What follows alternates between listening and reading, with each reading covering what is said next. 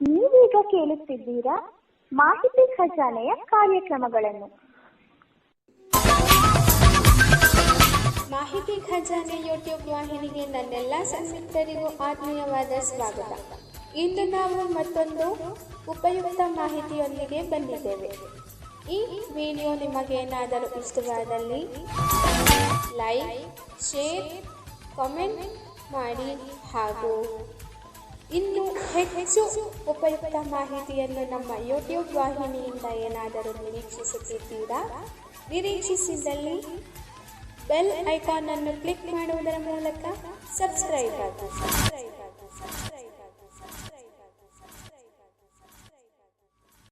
ಸಿದ್ಧಾರ್ಥ, ಹಾಸನ ಜಿಲ್ಲೆಯಲ್ಲಿ ಬಿಸಿಲೆ ಕಾಡುಗಳು ಕಂಡುಬರುತ್ತದೆ.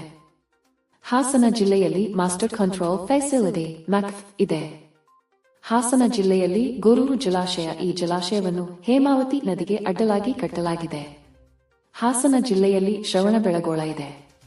ಇಲ್ಲಿ ಗೋಮಟೇಶ್ವರ ವಿಗ್ರಹ ಇದೆ. ಗೋಮಟೇಶ್ವರ ವಿಗ್ರಹವು ಗಂಗರ ಕಾಲಕ್ಕೆ ಸಂಬಂಧಿಸಿದೆ.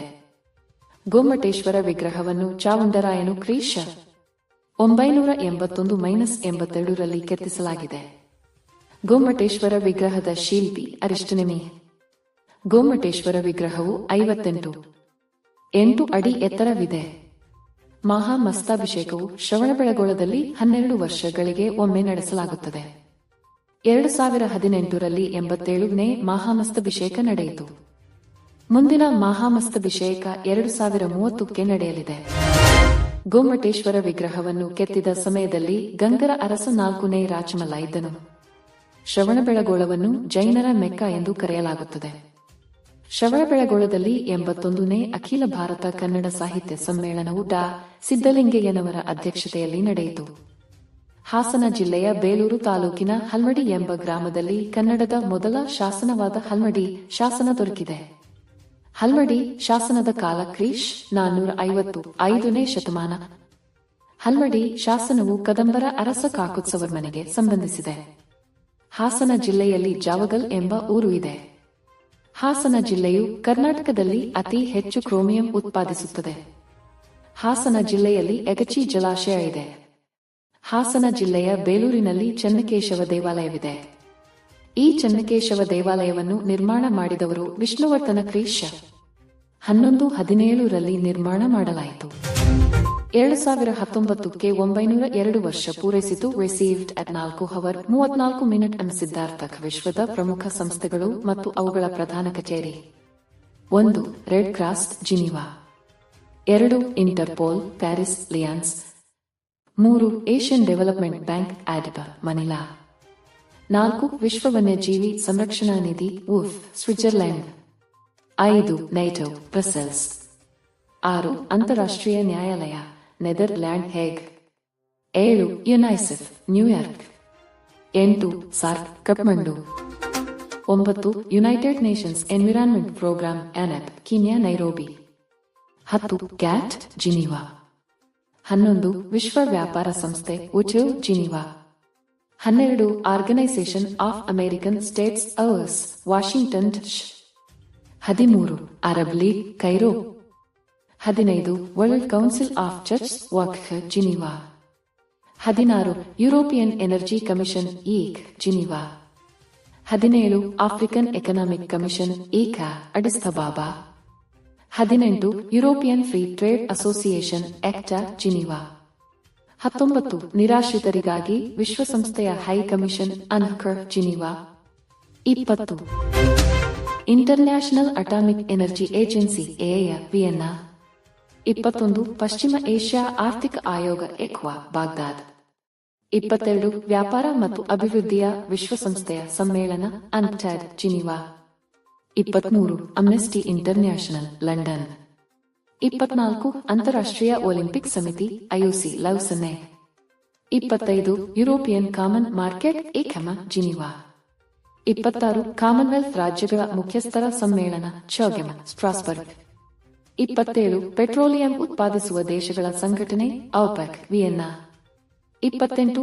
ಆರ್ಥಿಕ ಸಹಕಾರ ಮತ್ತು ಅಭಿವೃದ್ಧಿ ಸಂಸ್ಥೆ ವೆಟ್ ಪ್ಯಾರಿಸ್. 29. ಯುರೋಪಿಯನ್ ಪರಮಾಣು ಶಕ್ತಿ ಸಮುದಾಯ Euratom Brussels. 30 Commonwealth London.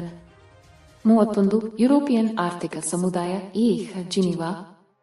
32 European parliament Luxembourg. 33 European ಬಾಹ್ಯಾಕಾಶ ಸಂಶೋಧನಾ ಸಂಸ್ಥೆ ESRO Paris. 34 international labour organisation Geneva. 35 Asia ಮತ್ತು ಪೆಸಿಫಿಕ್ಗಾಗಿ ಆರ್ಥಿಕ ಮತ್ತು ಸಾಮಾಜಿಕ ಆಯೋಗ ಬ್ಯಾಂಕಾಕ್. 36 ಆಫ್ರಿಕನ್ ಯೂನಿಟಿಗಾಗಿ ಸಂಸ್ಥೆ ಅಡಿಸ್ ಅಬಾಬಾ. 37 ಅನ್ಸ್ಕವ್ ಪ್ಯಾರಿಸ್. 38 ವಿಶ್ವ ಬ್ಯಾಂಕ್ ವಾಷಿಂಗ್ಟನ್ ಡಿಸಿ. 39 ಅಂತಾರಾಷ್ಟ್ರೀಯ ಹಣಕಾಸು ನಿಧಿ IMF ವಾಷಿಂಗ್ಟನ್ ಡಿಸಿ. 40 ವಿಶ್ವಸಂಸ್ಥೆಯ ಆಹಾರ ಮತ್ತು ಕೃಷಿ ಸಂಸ್ಥೆ FAO Rome received at 4:35 Siddhartha. ಕೆಲವು ಪ್ರಮುಖ ವರದಿಗಳು. ಆಯೋಗ ಬಲವಂತರಾಯ್ ಮೆಹ್ತಾ ಸಮಿತಿ 1957 ಉದ್ದೇಶ ವಿಕೇಂದ್ರೀಕರಣ ವ್ಯವಸ್ಥೆಯ ಸುಧಾರಣೆಗಳು ಮತ್ತು ಪಂಚಾಯತ್ ರಾಜ್ ಸ್ಥಾಪನೆ. ಆಯೋಗ ಕೆ ಸಂತಾನನ್ ಸಮಿತಿ 1962-64 ಉದ್ದೇಶ ಭ್ರಷ್ಟಾಚಾರ ನಿರ್ಮೂಲನೆ. ಆಯೋಗ ಅಶೋಕ ಮೆಹ್ತಾ ಸಮಿತಿ 1977-78 ಉದ್ದೇಶ ಪಂಚಾಯತ್ ರಾಜ್ ಸಂಸ್ಥೆಗಳ ಪುನಶ್ಚೇತನ. ಆಯೋಗ LN ಸಿಂಘ್ವಿ ಸಮಿತಿ 1986 ಉದ್ದೇಶ ಪಂಚಾಯತ್ ರಾಜ್ ಸಂಸ್ಥೆಗಳ ಪುನಶ್ಚೇತನ. ಆಯೋಗ ಸರ್ಕಾರಿಯ ಆಯೋಗ 1983-1988 ಉದ್ದೇಶ ಕೇಂದ್ರ ಮತ್ತು ರಾಜ್ಯಗಳ ಸಂಬಂಧ. ಆಯೋಗ ವೈಕೆ ಅಲಗಾ ಸಮಿತಿ 2000-01 ಉದ್ದೇಶ ನಾಗರಿಕ ಸೇವಾ ಪರೀಕ್ಷಾ ಪದ್ಧತಿ ಪರಿಶೀಲನೆ. ಆಯೋಗ MN ವೆಂಕಟಾಚಲಯ್ಯ ಆಯೋಗ 2000-02 ಉದ್ದೇಶ ಸಂವಿಧಾನ ಪುನರ್ವಿಮರ್ಶೆ ಆಯೋಗ. ಆಯೋಗ ರಾಜೇಂದ್ರ ಸಾಚಾರ್ ಸಮಿತಿ 2006-06 ಉದ್ದೇಶ ಭಾರತೀಯ ಮುಸ್ಲಿಮರ ಸಾಮಾಜಿಕ ಆರ್ಥಿಕ ಮತ್ತು ಶೈಕ್ಷಣಿಕ ಸುಧಾರಣೆಗಳು. ಆಯೋಗ ರಂಗನಾಥ್ ಮಿಶ್ರಾ ಸಮಿತಿ 2007-09 ಉದ್ದೇಶ ಕೇಂದ್ರ ಮತ್ತು ರಾಜ್ಯ ಸರ್ಕಾರಿ ಉದ್ಯೋಗಗಳಲ್ಲಿ ಮುಸ್ಲಿಮರಿಗೆ ಮೀಸಲಾತಿ. ಆಯೋಗ ಎನ್ ನರಸಿಂಹಂ ಸಮಿತಿ 1991-98 ಉದ್ದೇಶ ಬ್ಯಾಂಕಿಂಗ್ ವಲಯದ ಸುಧಾರಣೆಗಳು. ಆಯೋಗ RN ಮಲ್ಹೋತ್ರಾ ಸಮಿತಿ 1993-94 ಉದ್ದೇಶ ವಿಮೆ ಸುಧಾರಣೆಗಳು. ಆಯೋಗ JVP ಸಮಿತಿ 1948 ಉದ್ದೇಶ ರಾಜ್ಯಗಳ ಪುನರ್ವಿಂಗಡಣೆ ಕುರಿತು ಚರ್ಚೆ. ಆಯೋಗ ಭಗವಾನ್ ಸಹಾಯ್ ಸಮಿತಿ 1970 ಉದ್ದೇಶ ರಾಜ್ಯಪಾಲರ ಪಾತ್ರ ಮತ್ತು ಕರ್ತವ್ಯಗಳ ಪರಿಶೀಲನೆ. ಆಯೋಗ ಸ್ವರಣ್ ಸಿಂಗ್ ಸಮಿತಿ 1976 ಉದ್ದೇಶ ಸಂವಿಧಾನದಲ್ಲಿ ಬೇಕಾಗುವ ಬದಲಾವಣೆಗಳು. ಆಯೋಗ ಯಶಪಾಲ್ ಸಮಿತಿ 1993 ಉದ್ದೇಶ ಉನ್ನತ ಶಿಕ್ಷಣದ ಪುನಶ್ಚೇತನ ಮತ್ತು ಸುಧಾರಣೆ. ಆಯೋಗ ಯುಗಂಧರ್ ಸಮಿತಿ 2001 ಉದ್ದೇಶ ಅಧಿಕಾರಿಗಳ ಸೇವೆಯಲ್ಲಿನ ತರಬೇತ. ಆಯೋಗ PC ಹೋಟಾ ಸಮಿತಿ 2004 ಉದ್ದೇಶ ನಾಗರಿಕ ಸೇವೆಗಳ ಸುಧಾರಣೆಗಳು. ಆಯೋಗ M ವೀರಪ್ಪಮೊಯ್ಲಿ ಆಯೋಗ 2005 ಉದ್ದೇಶ ಎರಡನೇ ಆಡಳಿತ ಸುಧಾರಣಾ ಆಯೋಗ. ಆಯೋಗ ಮದನ್ ಮೋಹನ ಪುಂಚಿ ಆಯೋಗ 2007 ಉದ್ದೇಶ ಕೇಂದ್ರ ರಾಜ್ಯ ಸಂಬಂಧಗಳ ಎರಡನೇ ಆಯೋಗ. ಆಯೋಗ BN ಶ್ರೀಕೃಷ್ಣ ಸಮಿತಿ 2010 ಉದ್ದೇಶ ತೆಲಂಗಾಣ ರಾಜ್ಯ ಸ್ಥಾಪನೆ. ಆಯೋಗ NN ಮಂಚು ಸಮಿತಿ ಉದ್ದೇಶ ಕೈಗಾರಿಕೆಗಳ ಅಭಿವೃದ್ಧಿ ಹಾಗೂ ಕೈಗಾರಿಕಾ ಪ್ರದೇಶಗಳ ಅಭಿವೃದ್ಧಿ. ಆಯೋಗ ಮಸಾನಿ ಸಮಿತಿ 1959 ಉದ್ದೇಶ ಸಾರಿಗೆ ಧೋರಣೆ ಮತ್ತು ಸಮನ್ವಯ ಸಮಿತಿ. ಆಯೋಗ ಪೊ ರಾಧಾಕೃಷ್ಣನ್ ವರದಿ 2007 ಉದ್ದೇಶ ಭಾರತದಲ್ಲಿ ಕೃಷಿ ಒಣಭಾರದ ಸಾಲಗಾರಿಕೆಯ ಮೇಲಿನ ವರದಿ ರಿಸೀವ್ಡ್ ಅಟ್ 4:35 ಸಿದ್ಧಾರ್ಥಕ. ಭಾರತದ ಸಂವಿಧಾನದ ಕೆಲವು ಕಲಂಗಳು. ಆರ್ಟಿಕಲ್ 341-342 ಪರಿಶಿಷ್ಟ ಜಾತಿ ಮತ್ತು ಪಂಗಡ. ಆರ್ಟಿಕಲ್ 45 ಸಾರ್ವತ್ರಿಕ ಶಿಕ್ಷಣ. ಆರ್ಟಿಕಲ್ 51 ಅಂತಾರಾಷ್ಟ್ರೀಯ ಶಾಂತಿ ಮತ್ತು ಭದ್ರತೆ ಹೆಚ್ಚಿಸುವುದು. ಆರ್ಟಿಕಲ್ 368 ಸಂವಿಧಾನದ ತಿದ್ದುಪಡಿ. ಆರ್ಟಿಕಲ್ 366 ಆಂಗ್ಲೋ ಇಂಡಿಯನ್ ಬಗ್ಗೆ ವ್ಯಾಖ್ಯಾನ. ಆರ್ಟಿಕಲ್ 222 ಸರ್ವೋಚ್ಚ ನ್ಯಾಯಾಲಯದ ನ್ಯಾಯಾಧೀಶರ ವರ್ಗಾವಣೆ. ಆರ್ಟಿಕಲ್ 280 ಹಣಕಾಸು ಆಯೋಗದ ರಚನೆ. ಆರ್ಟಿಕಲ್ 155 ರಾಜ್ಯಪಾಲರ ನೇಮಕ. ಆರ್ಟಿಕಲ್ ವ್ಯವಕಲನ 352 ರಾಷ್ಟ್ರೀಯ ತುರ್ತು ಪರಿಸ್ಥಿತಿ. ಆರ್ಟಿಕಲ್ 356 ರಾಜ್ಯ ತುರ್ತು ಪರಿಸ್ಥಿತಿ. ಆರ್ಟಿಕಲ್ 360 ಹಣಕಾಸಿನ ತುರ್ತು ಪರಿಸ್ಥಿತಿ. ಆರ್ಟಿಕಲ್ 36-51 ರಾಜ್ಯ ನಿರ್ದೇಶಕ ತತ್ವಗಳು. ಆರ್ಟಿಕಲ್ 169 ರಾಜ್ಯ ವಿಧಾನ ಪರಿಷತ್ ರದ್ದುಗೊಳಿಸುವ ಅಧಿಕಾರ ಸಂಸತ್ತಿಗಿದೆ. ಆರ್ಟಿಕಲ್ ವ್ಯವಕಲನ 53 ರಾಷ್ಟ್ರಪತಿಯವರಿಗೆ ಕೇಂದ್ರ ಕಾರ್ಯಾಂಗ ಅಧಿಕಾರ. ಆರ್ಟಿಕಲ್ ವ್ಯವಕಲನ 143 ಸುಪ್ರೀಂ ಕೋರ್ಟ್ಗೆ ಸಲಹಾಧಿಕಾರ. ಆರ್ಟಿಕಲ್ 348 ಆಂಗ್ಲ ಭಾಷೆಗೆ ರಾಜಕೀಯ ಹಾಗೂ ಕಾನೂನು ಪಟ್ಟ ದೊರೆತದ್ದು. ಆರ್ಟಿಕಲ್ 49 ರಾಷ್ಟ್ರೀಯ ಸ್ಮಾರಕಗಳ ರಕ್ಷಣೆ. ಆರ್ಟಿಕಲ್ ವ್ಯವಕಲನ 79 ಸಂಸತ್ತೆಂದರೆ ರಾಜ್ಯಸಭೆ, ಲೋಕಸಭೆ, ರಾಷ್ಟ್ರಪತಿ. ಆರ್ಟಿಕಲ್ 103 ರಾಷ್ಟ್ರಪತಿ ಅಧಿಕಾರ ಮತ್ತು ಕಾರ್ಯಗಳ ಬಗ್ಗೆ. ಆರ್ಟಿಕಲ್ 36 ರಾಜ್ಯ ಎಂಬ ಅರ್ಥ ಕೊಡುವ ಕಲಂ. ಆರ್ಟಿಕಲ್ ವ್ಯವಕಲನ 51 ಅಂತಾರಾಷ್ಟ್ರೀಯ ಶಾಂತಿ ಮತ್ತು ಭದ್ರತೆ ಹೆಚ್ಚಿಸುವ ಕಲಮ.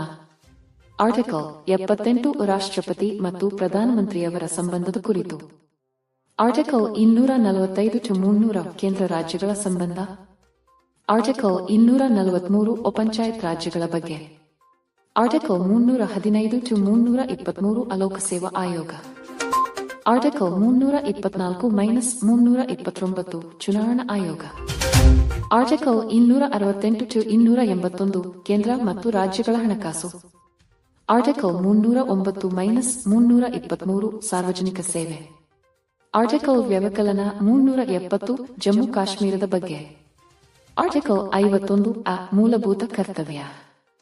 ಆರ್ಟಿಕಲ್ 54 ಡಿವಿಷನ್ 55 ರಾಷ್ಟ್ರಪತಿ ಚುನಾವಣೆ. ಆರ್ಟಿಕಲ್ 61 ರಾಷ್ಟ್ರಪತಿ ಪದಚ್ಯುತಿ. ಆರ್ಟಿಕಲ್ 274 ರಾಷ್ಟ್ರಪತಿ ಅನುಮತಿ ಇಲ್ಲದೆ ತೆರಿಗೆ ಇನ್ನಿತರ ಮಸೂದೆಯನ್ನು ಪಾರ್ಲಿಮೆಂಟಿನಲ್ಲಿ ಮಂಡಿಸುವಂತಿಲ್ಲ. ಆರ್ಟಿಕಲ್ 72 ಅಕ್ಷಮಾದಾನ ನೀಡುವ ಅಧಿಕಾರ ರಾಷ್ಟ್ರಪತಿಗಿದೆ. ಆರ್ಟಿಕಲ್ 75 ಮಂತ್ರಿಗಳು ರಾಷ್ಟ್ರಪತಿಯವರ ವಿಶ್ವಾಸದ ಮೇರೆಗೆ ಅಧಿಕಾರದಲ್ಲಿರತಕ್ಕದು.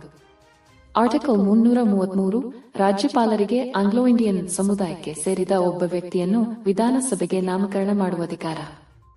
ಆರ್ಟಿಕಲ್ ವ್ಯವಕಲನ 164 ಮುಖ್ಯಮಂತ್ರಿಗಳ ನೇಮಕ. ಆರ್ಟಿಕಲ್ 171 ವಿಧಾನ ಪರಿಷತ್ ರಚನೆ. ಆರ್ಟಿಕಲ್ 226 ಉರಿಪ್ ಜಾರಿ. ಆರ್ಟಿಕಲ್ 170 ವಿಧಾನಸಭೆಯ ರಚನೆ. ಆರ್ಟಿಕಲ್ 123 ಸುಗ್ರೀವಾಜ್ಞೆ ರಿಸೀವ್ಡ್ ಅಟ್ 4:35 ಸಿದ್ಧಾರ್ಥ್ ಕನ್ನಡ ಸಾಹಿತ್ಯದ ಬಗೆಗಿನ ಪ್ರಶ್ನೋತ್ತರಗಳು. 1. ಕನ್ನಡದ ಕಾವ್ಯ ಪಿತಾಮಹ ಯಾರು? ಪಂಪ. 2. ರನ್ನನ್ ನಾಟಕೀಯ ಕಾವ್ಯ ಯಾವುದು? ಗದಾಯುದ್ಧ. 3. ನಾಡೋಜ ಪಂಪ ಕೃತಿಯ ಕರ್ತೃ ಯಾರು? ಮುಳಿಯ ತಿಮ್ಮಪ್ಪಯ್ಯ. 4. ಪಂಪನ ಲೌಕಿಕ ಕಾವ್ಯ ಯಾವುದು? ವಿಕ್ರಮಾರ್ಜುನ ವಿಜಯ. 5. ಪಂಪ ಭಾರತದಲ್ಲಿ ವರ್ಣಿತವಾಗಿರುವ ಸರೋವರ ಯಾವುದು? ವೈಶಂಪಾಯನ. 6. ಪಂಪ ಭಾರತದಲ್ಲಿ ಎನೆತ್ತಮನಾಡಿ ಭಾನುಮತಿ ಸೋಲ್ತೋಡೆ ಮುತ್ತಿನ ಕೇಡನೆ ನೋಡಿ ನೋಡಿ ಬೀಳುತ್ತಿವೆ. ಈ ಮಾತು ಯಾರ ಸ್ನೇಹದ ಸಂಕೇತವಾಗಿದೆ? ಕರ್ಣ ದುರ್ಯೋಧನ. 7. ಹಿತಮಿತ ಮೃದು ವಚನ ಪ್ರಸನ್ನ ಗಂಭೀರವದನ ರಚನಾ ಚತುರ ಯಾರ ಶೈಲಿಯಾಗಿದೆ? ಪಂಪ. 8. ಪಂಪ ಭಾರತದಲ್ಲಿ ಕೊನೆಯಲ್ಲಿ ಅರ್ಜುನನೊಡನೆ ಪಟ್ಟಕ್ಕೇರುವಳು ಯಾರು? ಸುಭದ್ರೆ. 9. ಬೆಳಗುವೆನಲ್ಲಿ ಲೌಕಿಕವನಲ್ಲಿ ಜಿನಾಗಮಮ್ಮೆ ಎಂಬ ಉಕ್ತಿ ಬರುವ ಕಾವ್ಯ. ಪಂಪ ಭಾರತ. 10. ಕರ್ಣರಸಾಯನ ಮಲ್ತೆ ಭಾರತಮ್ಮ ಎಂಬ ಉಕ್ತಿ ಬರುವ ಕಾವ್ಯ ಯಾವುದು? ಪಂಪ ಭಾರತ.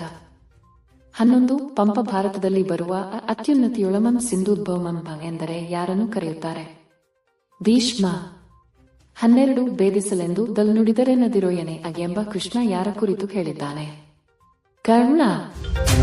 13. ಪಿಡಿಯನ್ ಚಕ್ರವನೆಂಬ ಚಕ್ರಯ ನೀಳಾಚಕ್ರಂ ಬೈಂಗುಳ್ವಿನಂ ಎಂದು ತನ್ನ ಕಾರ್ಯ ತಿಳಿಸಿದವರು ಯಾರು? ಭೀಷ್ಮ.